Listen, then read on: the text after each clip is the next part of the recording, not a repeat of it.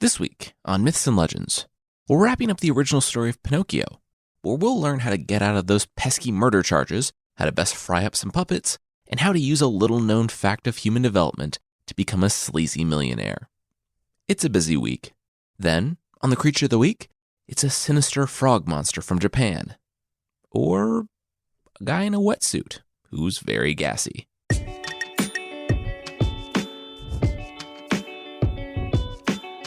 This is Myths and Legends, episode 112C, Whale Jail. This is a podcast where I tell stories from mythology and folklore. Some are incredibly popular stories you think you know, but with surprising origins. Others are stories that might be new to you, but are definitely worth a listen. Previously on the show, we met Pinocchio, a terrible little marionette on a redemptive arc, after his craftsman dad, Geppetto, was lost at sea. He lives with the turquoise fairy, his adoptive mom, who has pledged to turn him into a real boy if he's good. So he tries, and because of that, becomes the target of bullying, which led to a group of boys luring him out to a beach, and then accidentally bludgeoning a boy on the sand with Pinocchio's textbook. Seeing the boy that they knew just had to be dead, the others took off as the police ran up, leaving Pinocchio holding his bloody textbook next to the body.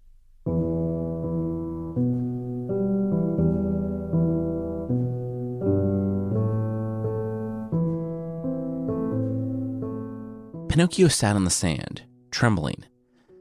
One soldier stood over him, while another inspected the scene of the crime.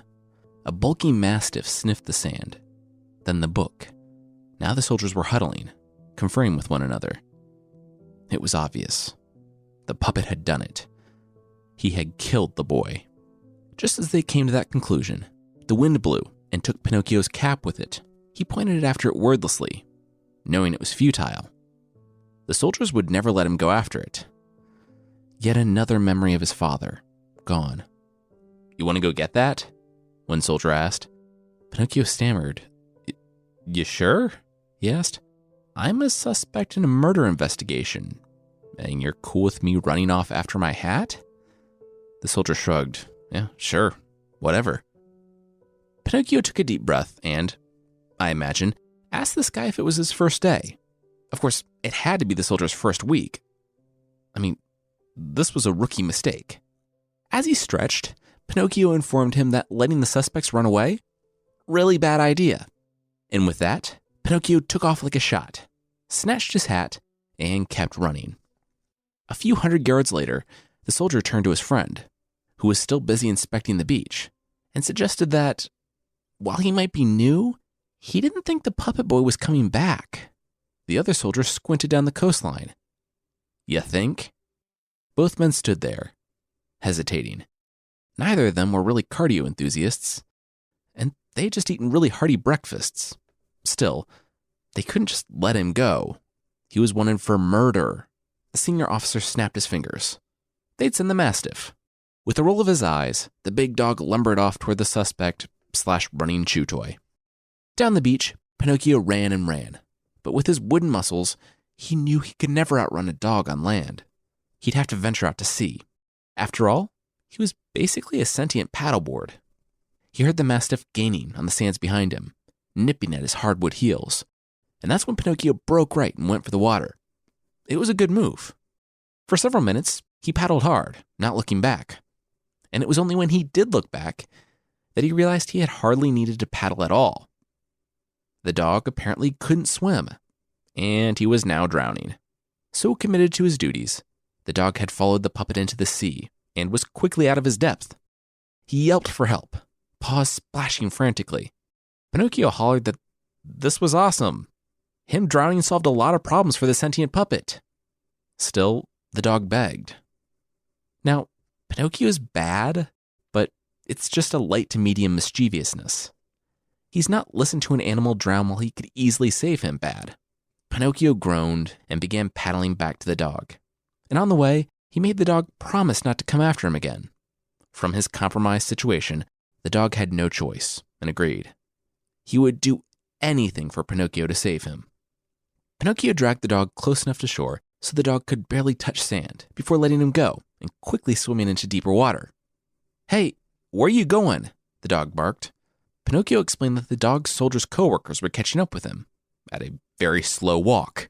Since he lived like an hour away, he was just going to float down the coast for a little while to make his way home, where, he wasn't wanted for murder. "Stay safe," Pinocchio told the dog, eyeing the very lazy soldiers who, though they had stopped for a short rest, were now ambling even closer to the shore and starting to get their guns out. Before things got any more exciting, Pinocchio took off toward the sea.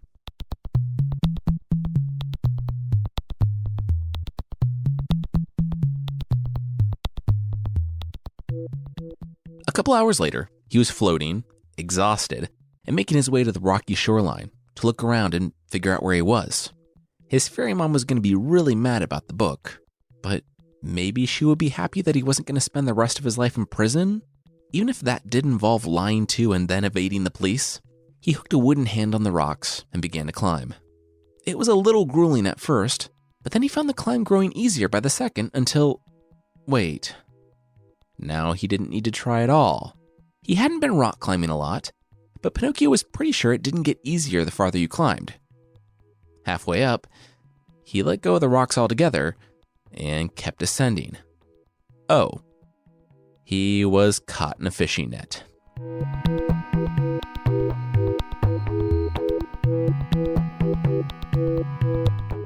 Pinocchio rolled his eyes as the fisherman rolled him out in the batter. He had the dumbest life. The fisherman, despite it literally being his job to know what a fish looked like, was surprised and delighted to catch a Pinocchio in his net.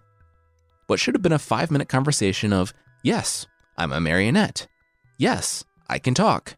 No, I'm not a fish. Bye-bye," was quickly derailed by the fisherman jumping for joy, exclaiming that he had never seen a marionette fish before.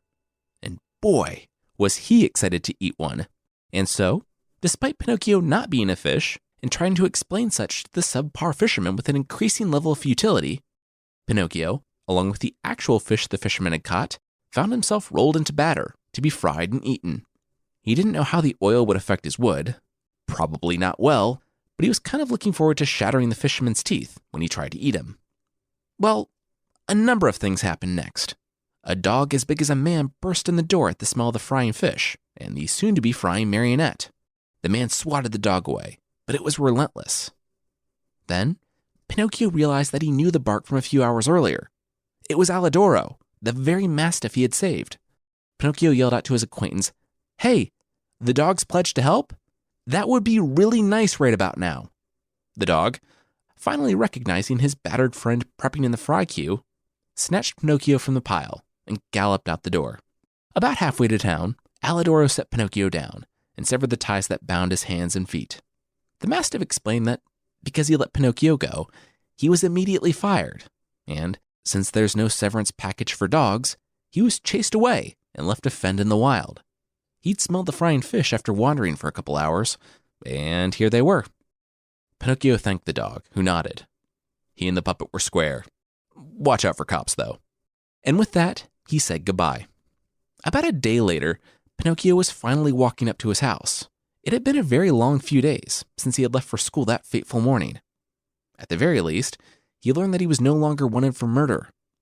The bully hit by the book wasn't dead, just injured to the point where he was knocked unconscious for a couple of hours, which, though still really bad for him, meant that he survived.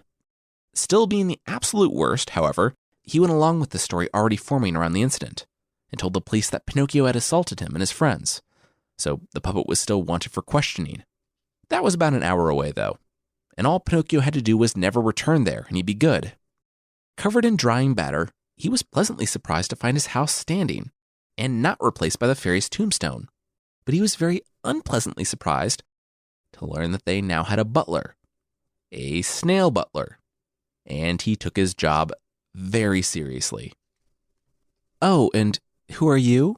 the snail asked, somehow managing to look down his nose at Pinocchio, despite being only a few inches tall and not in possession of a nose. Why, Pinocchio was the marionette that lived here. He asked the snail to excuse him as he tried to push past, but the snail blocked his way. No one entered this house without his permission, and his permission came from the lady, the fairy. He just needed to go speak with her. The snail shut the door, and Pinocchio waited 10 minutes. then 20, then an hour, then 3 hours. He pounded on the door again. 45 minutes later, the snail reappeared.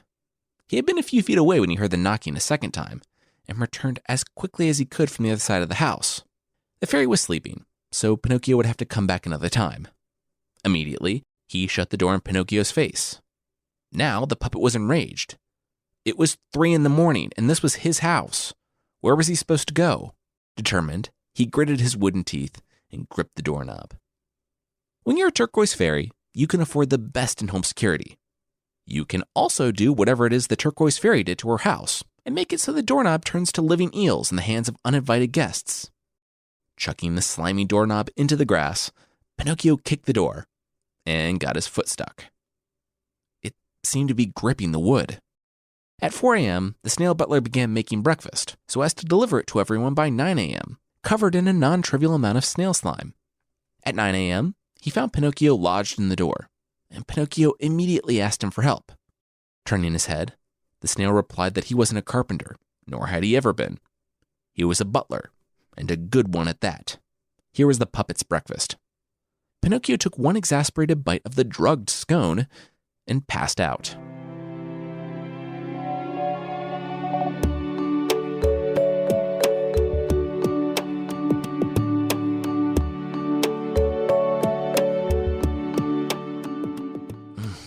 Why was the scone drugged? No idea. But Pinocchio woke up on the couch next to his turquoise fairy mom, who said she knew about the whole deal with the police and Eugene, so no need to waste time with exposition. She was actually cool with it.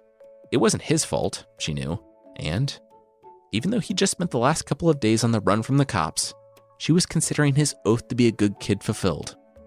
The day after tomorrow, when he awoke, he would be a real boy. Pinocchio blinked. Just like that? No major set piece where I have to sacrifice my life or something to prove myself brave, truthful, and unselfish? The fairy thought about it. Narratively, that would be much more satisfying. But no. A normal amount of time had passed where he hadn't gotten into any major trouble. That was explicitly his fault. So that was good enough for her.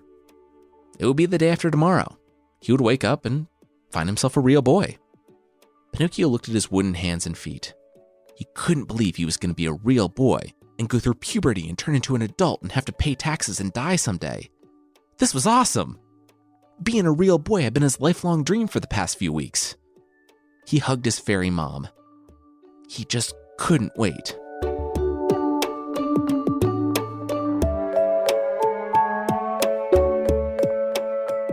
I guess the heat died down after the whole Eugene incident, what with the boy being out of the hospital, so the turquoise fairy decided to throw Pinocchio a party.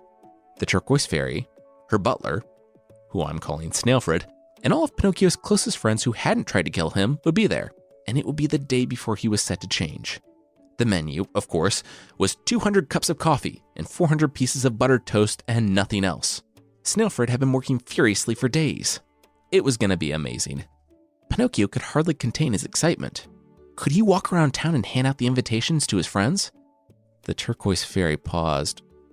Well, see, here's the thing. She could just magic the invitations to all the boys.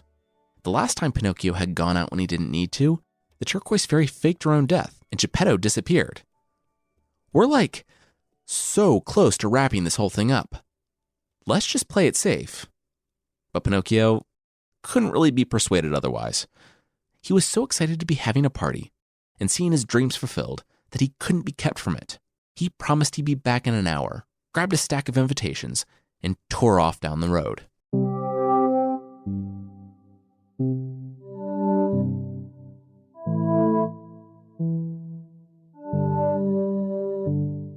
So, why aren't you at home? Pinocchio asked his friend, named Lampwick. Because he looked like a lampwick. Lampwick was Pinocchio's favorite classmate, mainly because, by comparison, Pinocchio looked awesome. Lampwick was lazy and would be a pretty adept con artist if he wasn't so proudly stupid. Pinocchio told him that he'd been by his house 3 times today. Why was Lampwick sitting with a packed bag at a crossroads? As it turned out, he was waiting for midnight to go to a definitely real country. Pinocchio narrowed his wooden, painted eyes. Okay, but most real countries didn't feel the need to convince people of their realness. What was this place's name? Lampwick revealed that it was called the Land of Toys. Uttered Pinocchio. Lampwick continued.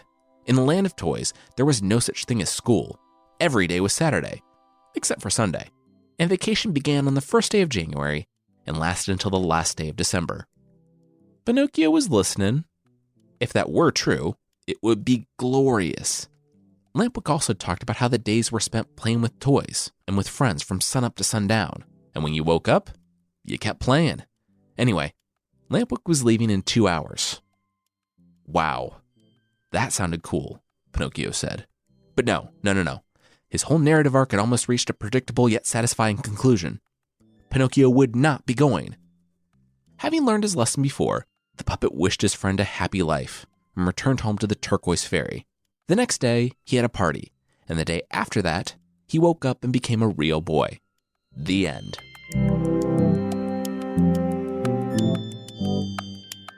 I mean, you know that's not the case, though. To Pinocchio's somewhat credit, it took him about 2 hours to be worn down enough to give in to the temptation of waiting to see what the carriage looked like that would take Lampwick to the Land of Toys. Okay, so think about the exact type of person that would be spreading rumors about an obviously fictional Land of Toys and then drive around abducting children. That's the person that was driving it. It was said he was, quote, round and shiny like a ball of butter, and his face beamed like an apple. He always had a creepy smile on it, and he had a tiny, wheedling voice, like a cat begging for food.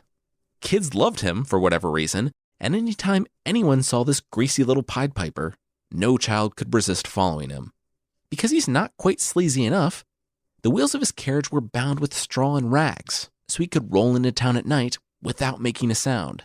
The carriage was already packed with boys, and the stranger thing than pretty much everything else going on at the moment, it was pulled by a team of 24 donkeys, each wearing tattered boys' clothes and not wearing iron shoes like a normal beast of burden, but wearing leather boys' shoes instead. Lampwick leapt atop the carriage, needing absolutely no convincing.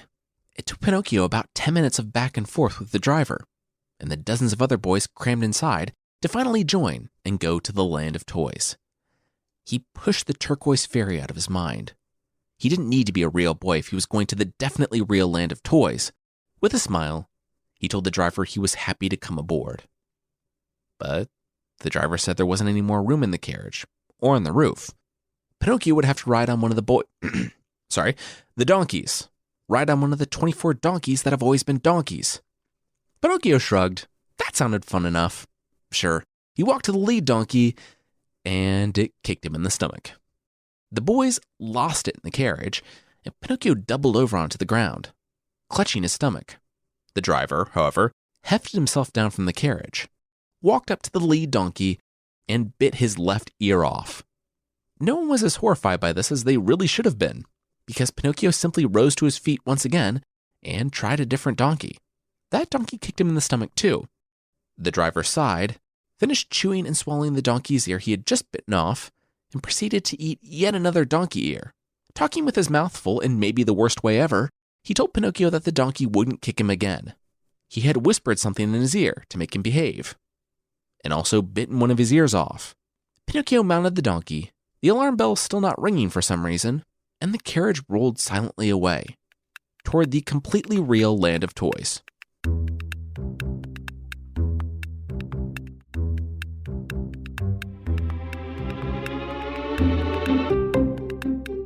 Months later, Pinocchio stopped off on a game of tag to have his third dessert breakfast, before his afternoon in which he had penciled in some light graffiti before bike riding, a dessert lunch, and then playing some more games before a dessert dinner, dessert, and bed.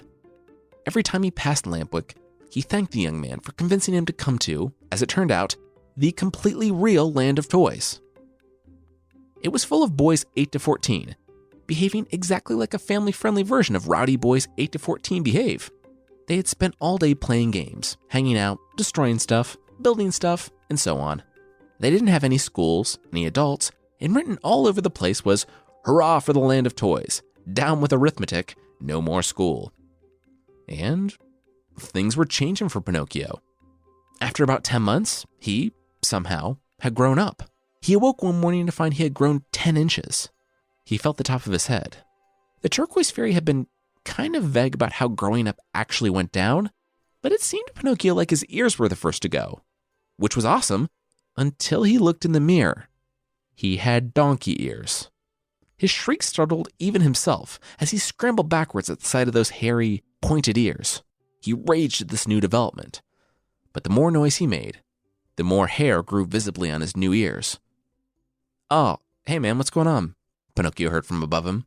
A dormouse stood on a rafter in his room. Pinocchio screamed out that he was sick or something. He had woken up like this. It was horrifying. Did the dormouse know how to take a pulse or tell if someone had a fever? The dormouse shook her head. Dude, she was a mouse. She didn't know any of those things, but sadly, she didn't have to. She knew exactly what was going on with Pinocchio. In 2 or 3 hours, he would no longer be a marionette, and he would never be a real boy. He would be a real donkey, which was really more of a lateral move at best from a marionette. Pinocchio stared off in horror. He grabbed his ears and pulled on them in anger. What had he done to deserve this? The dormouse tried to comfort him with words that would not comfort him at all, saying that there was no use worrying now. What was done could never be undone. Fate has decreed that all lazy boys who come to hate books and schools and teachers and spend all their days with toys and games must sooner or later turn into donkeys. Pinocchio stood stunned. What? Was this written down somewhere? This was a really key, horrifying thing that was apparently part of every young boy's development. And it was complete news to him.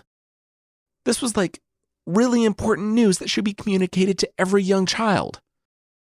The dormouse looked directly at the camera. Yes, I know.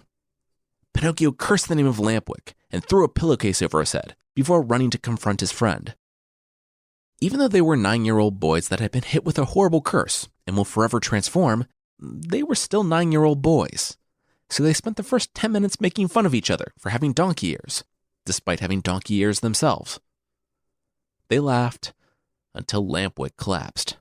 While they were laughing at each other and not productively addressing their problem in any way, their legs had been changing. Soon, their 2 legs had shriveled and shrunk until they were skinny, knobby donkey legs. First Lampwick and then Pinocchio lost their footing, tumbling hard to the ground.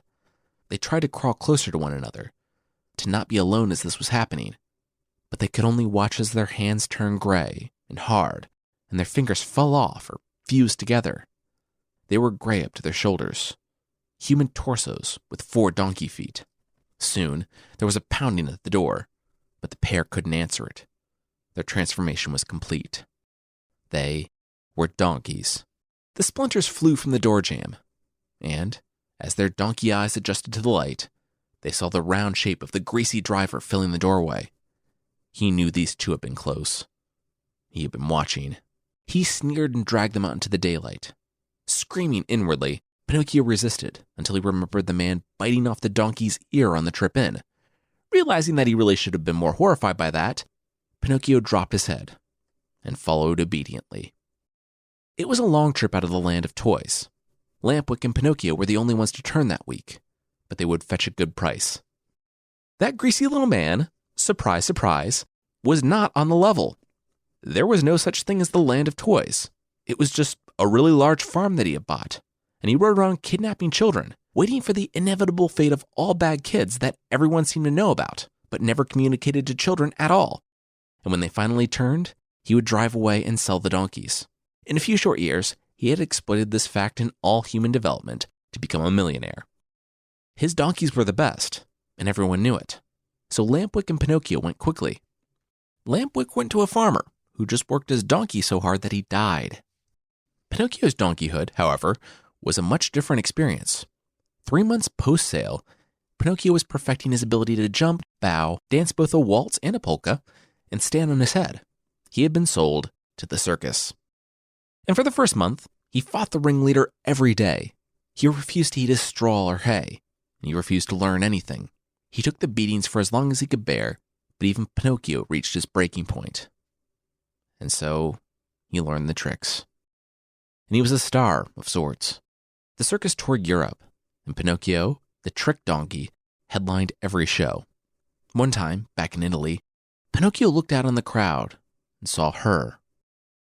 He would recognize that turquoise hair anywhere. For a second, he hoped that she would be his salvation. Their eyes met, and the turquoise fairy, now a middle-aged woman, hung her head, got up from the stands, and left. After that, Pinocchio knew he was truly alone. It was the next night that brought his time at the circus to an end. He was surly after watching the turquoise fairy abandon him, and he didn't want to listen to the ringleader anymore. He didn't want to do tricks for a living. He refused to jump through a hoop, and it was only after the ringleader whispered in his ear that if he didn't, then that night would be his last, that Pinocchio gave a half-hearted leap. It was too low, though, and his hoof caught the ring, meaning he came down hard on the other. It snapped, and he rolled to his side, braying in pain. The show ended early that night, and the next morning, Pinocchio was taken to town. The man from the circus was asking $4 for the donkey, saying he had once been famous. When it was revealed that he was hurt, though, the best offer that he could get was 4 cents. And so the man took it. Pinocchio limped to his new master, but when the man from the circus offered him any food for his new animal, he refused. Pinocchio stopped. The man explained that he wasn't going to use the donkey for work. He needed a skin for the drum he was making. The donkey wouldn't last the day. Pinocchio heaved and hawed, struggling as his new owner dragged him away. He tried to fight the man, to kick, but he couldn't put weight on his broken leg. That's how the man got Pinocchio to the top of the hill and looped a rope around his neck. The other side of the rope was tied to a massive stone that Pinocchio's new master was rolling toward the cliff. The stone would drop, and he would wait for this donkey to drown in the water below before he dragged him out and skinned him. It was really no one's ideal Saturday. Pinocchio begged the man, but all he heard was braying. His new master gave the stone a hard kick, and it careened off the cliff and into the water. With it went the terrified donkey.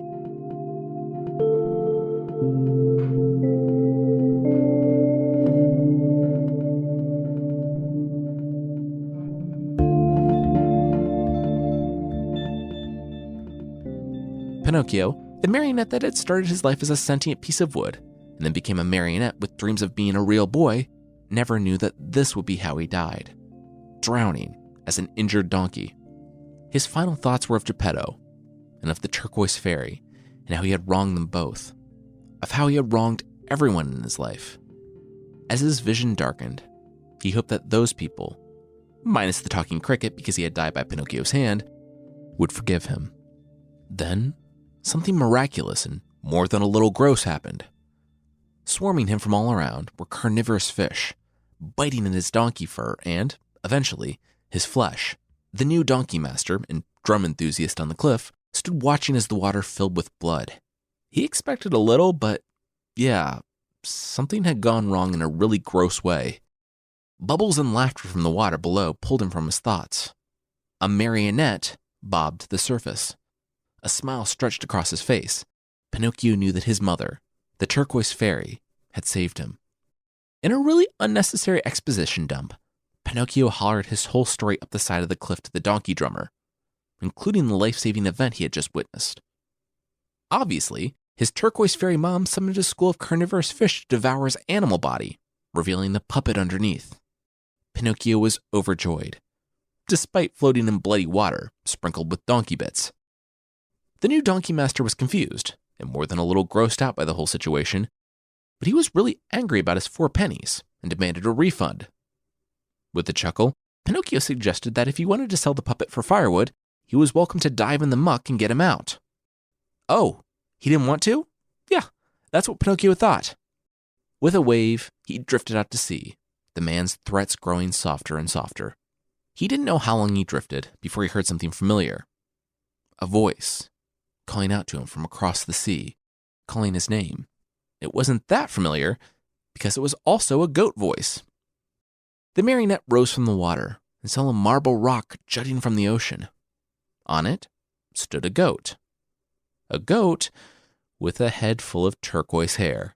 It was his confusing fairy mom, and for some reason, she was in goat form in the middle of the ocean. But Pinocchio would accept it. He had been through so much, and he thought he was alone in the world. At this point, he was just happy she had come to him, but she wasn't crying out in joy. She was yelling for Pinocchio to hurry. He was coming. When Pinocchio drew near enough to realize this, he rolled around and saw a 5-story tall wave rising. It was the terrible shark. It was actually a whale, and it was the very whale that took his father from him, and he was coming for Pinocchio. Now, you might be wondering why he was going for this inedible wooden creature, and not the plump, blue-haired goat sitting alone on the rock. Well, as you know, whales don't want to be fed. Whales want to hunt. The turquoise-fairy goat bleated in panic. If Pinocchio was caught by the whale, he'd be lost forever. Pinocchio swam fiercely and made it as far as the small marble island where his goat mom crouched, hoofs straining to help Pinocchio up. He was almost there when the monster tore him from the rock. The goat cried out as the wall of water fell in beads to the waves below, and her little wooden son disappeared into the depths, devoured by the shadow.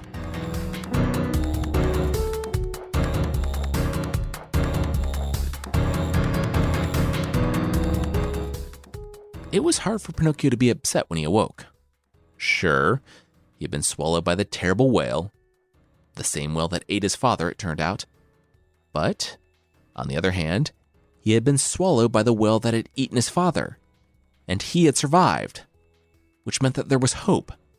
He splashed along in the greasy darkness that stank of fish for minutes, running at full speed down the length of the monster, calling out for Geppetto. It had been 2 years, though, and if his father had somehow managed to survive, and Pinocchio only got to be with him in the moments before he passed, that would be enough. At least they could be reunited, even if it was in death. It was nearly 3/4 of a mile down the whale before Pinocchio saw the light, and it wasn't until he heard the man humming to himself that he dared to hope. Pinocchio found a small cabin lodged in the whale's large intestine, and he burst through the door. Inside was the woodcarver, Geppetto, ragged and bearded, huddled around his last candle, trying to shove a live fish in his mouth. The father and son flew to each other and embraced, neither thinking they would ever see the other again. Pinocchio described his journeys and begged his father for forgiveness. Geppetto told his boy that seeing his little wooden face was all that he could have hoped for after years inside whale jail. Oh, and by the way, he survived because a whale ate a fully provisioned ship right after he ate Geppetto, and so Geppetto had food, wine, and candles. It had actually been a pretty comfortable stay. But now, Geppetto's time was running out. He was on his final candle, and the last cupboard full of food. After that, they would die, but at least they would die together. Pinocchio shook his head. He didn't find his father just to die with the man. No, he had an idea.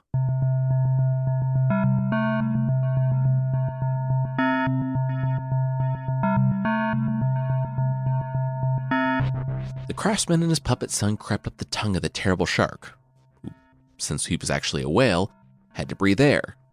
He was so asthmatic that he had to sleep with his mouth open. Pinocchio stood on the teeth and looked out on the ocean. Geppetto, who couldn't swim, thus making his intended trip to America on a boat he made himself that much more poorly planned, clambered onto Pinocchio's back. The marionette knew he would need to be fast and quiet if they were going to get away from this misnamed shark. He slid into the water, and they got away without incident. The whale was snoring so loudly that he didn't even notice them go. For hours, Pinocchio swam, trying to be chipper for his father, but feeling his own strength start to wane. He swam until he couldn't swim anymore, and then he gave up, only to feel his feet come to rest on sand. They had done it. They had found land, Dad. Dad? Geppetto, though just riding on his son's back, had been too cold as Pinocchio swam across the sea. He walked a few feet and collapsed. Pinocchio hefted his dad on his shoulder, and together they passed a loose-end plot point, a hairless fox and now a truly blind cat begging for food by the side of the road. Basking momentarily in some actually well-earned righteous indignation, Pinocchio and Geppetto then pressed on until they came to a hut in the forest. They burst through the door and begged the owner for help. A voice rang out from the rafters. It was a cricket, who talked. Unbelievably, The very same one Pinocchio had murdered with a hammer. "I bet you thought I was dead, right?" The cricket smiled. "Yeah, I mean, I watched you die. I watched a hammer smash your head, and I left your brains splattered across my wall. I talked to your ghost. How are you alive right now?" Pinocchio asked. "Oh, let's not worry about all those super reasonable questions. I'm alive now, and a homeowner. A goat with blue hair gave me a house. I had a lot of questions, but when a goat with blue hair offers to give you a house, you don't ask questions. You just sign the papers." Pinocchio begged the cricket's forgiveness, and he granted it. The hut was too roomy, he announced. It was like an airplane hangar for someone the size of a cricket, and Geppetto and Pinocchio were welcome to stay there if they wanted. With a nod, Pinocchio helped his dad onto the bed, and he left in search of sustenance. There was a farmer a few fields over, and Pinocchio begged him for some milk for his father. The farmer told the puppet that he could work for some milk, and, for the first time, Pinocchio did it without issue, without complaining. As he was drawing 10 buckets of water from the well for this farmer, he learned why the farmer was so hard up for labor. His donkey was on the verge of death. Of course, this donkey was none other than Lampwick, who died in Pinocchio's arms, because what's a happy ending without a little bit of child death? Over the next few months, Pinocchio became someone he didn't even recognize. He drew water to get milk and food for his father, and, when Geppetto's condition was stable, he learned to make baskets from nearby reeds and sold them in town. With the money he made, he bought his father a wheelchair and himself a book. Pinocchio taught himself to read and write and learned everything he had missed in skipping out on years of school.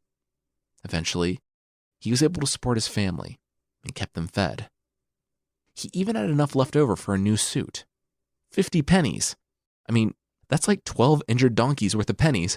And as Pinocchio was running into town, he bumped into a familiar, judgy face. "Snailfred!" Pinocchio yelled in surprise when he ran into the Turquoise Fairy's old snail butler. But the bearded and destitute snail wasn't happy to see Pinocchio. He had just come from the hospital. The Turquoise Fairy was dying. Pinocchio asked what he could do, but the snail shook his head. Nothing. The puppet looked down to the 50 pieces he was going to spend on a new suit, sighed, and pressed them into the snail's slimy little hand. He didn't know if that would be enough, but it was all he had. He would rather have his fairy mom with him than a new suit anyway. If the snail met him here next week, he would have even more money for the fairy. The snail smiled and thanked the boy, turned around, and headed back toward the hospital. It's also said he moved as fast as a bullet, which I guess he could do the whole time.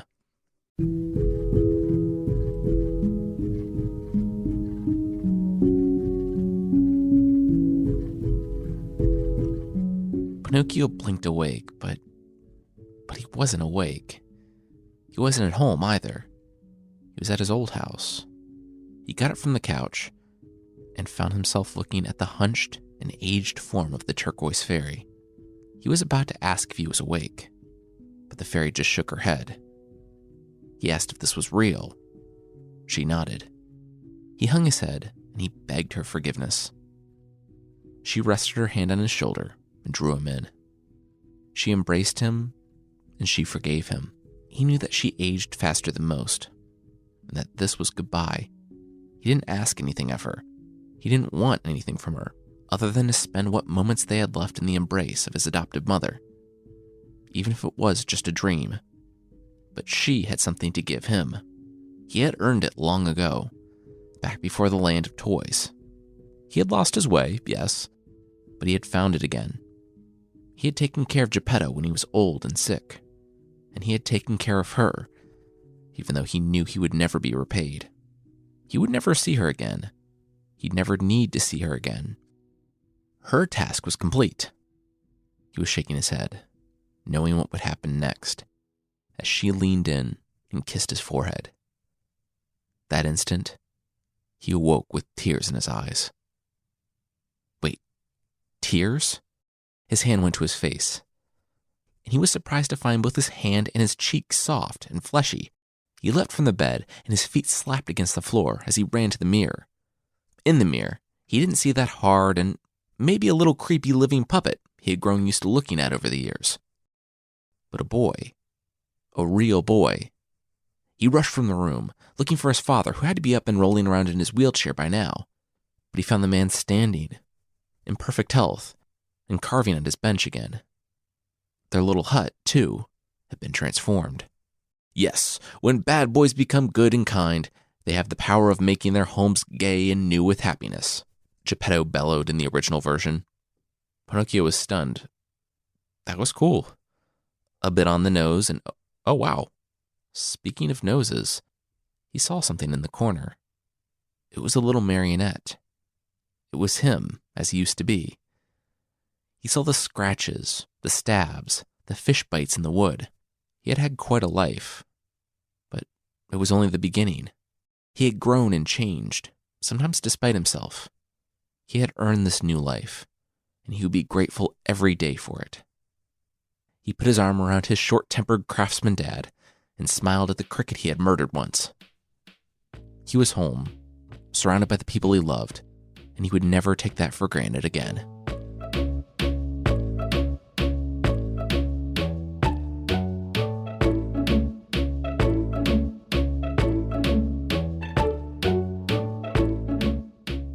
That's the original story of Pinocchio. For all of its weirdness and ridiculousness, it's kind of a nice story of a young boy coming of age. Even if that young boy is a puppet, his journey isn't a straight path, but one where he makes progress and then backslides multiple times, eventually learning self-control and how to manage his impulses and make good decisions because, even if it isn't the most fun thing to do at the moment, it is way better than being a donkey. Next time, we'll be back with a story from the Middle East. And I say next time because we're taking a rare week off from Myths and Legends to work on some other stuff. We'll be back in 2 weeks, but in the meantime, check out Fictional. It's our other show, where we do what we do here, but with stories from classical literature. Season 3 starts toward the end of the summer, but in the meantime, there are 21 episodes on that feed, with everything from Sherlock Holmes to The Call of Cthulhu, to Dante's Inferno, to Shakespeare, to The Count of Monte Cristo and Frankenstein. There's a lot. You can go to fictional.fm to find a list of places to subscribe, or just search for Fictional wherever you get your podcasts.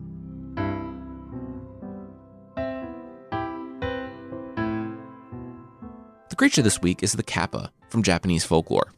If you've ever wondered if there's a creepy reptilian humanoid living in a nearby river with a turtle shell and beak that likes to eat pretty much anything, well, I have to say that that's very specific, but it would also be very correct, because that's the kappa. It's about the size of a large child, and they have elastic green skin that stinks like fish and can apparently come off, which actually just sounds like a wetsuit, but whatever. Some noteworthy characteristics are the bowl-shaped indentations on the top of their heads that contain all of their power. I guess they have to have really good posture, because they have to keep water in it at all times, lest they get so weak that they can't move. And they also have a digestive tract modification that would make even the most powerful of the Foonish wizards jealous, because kappas are very proud of their 3 anuses. They're a mixed bag of maybe they'll help you and maybe they'll eat you characteristics. On one hand, they are inherently brilliant physicians, and are one of the few Japanese creatures that can learn human languages. It's speculated that the first doctors learned their trade from a kappa who just had a big meal and didn't feel like eating the human. That's really the exception, though. You should avoid this creature at all costs, which means not swimming in rivers. They're said to be pretty mischievous, but it appears that most interactions with them end with them eating the person, which is less mischievous fun and more so murder. They also enjoy cucumbers, so maybe you can bribe them with that. If you find yourself face to face with a kappa, you can't run, but you can bow. They are fiercely honorable, and if you aren't in a river, they'll bow too, and then collapse to the ground because all the water fell out of their bucket head. If you're able to capture it, congrats on your new best friend for life. They have to swear loyalty to you, and they are also fiercely loyal and never go back on their word. So yeah, you now have a smelly reptilian doctor friend who prides himself on being able to triple his fart capacity, hanging around your house a lot more. Lucky you.